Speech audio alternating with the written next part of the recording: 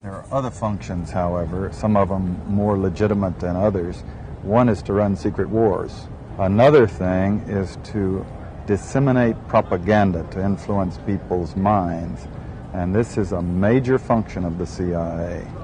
And unfortunately, of course, it overlaps into the gathering of information. You have contact with a journalist.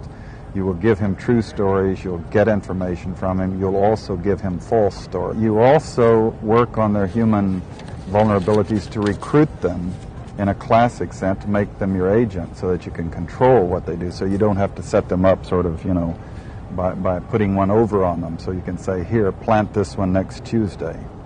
Can you do this with responsible reporters? Yes, the Church Committee brought it out in 1975, and then Woodward and Bernstein put an article in Rolling Stone a couple of years later.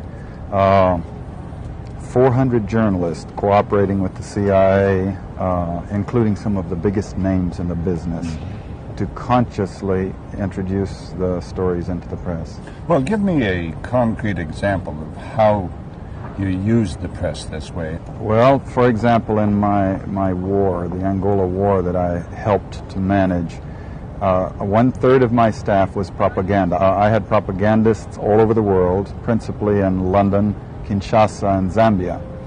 We would take stories which we would write and put them in the Zambia Times, and then pull them out and send them to a journalist on our payroll in Europe. But his cover story, you see, would be that he had gotten them from his stringer in Lusaka, who had gotten them from the Zambia Times.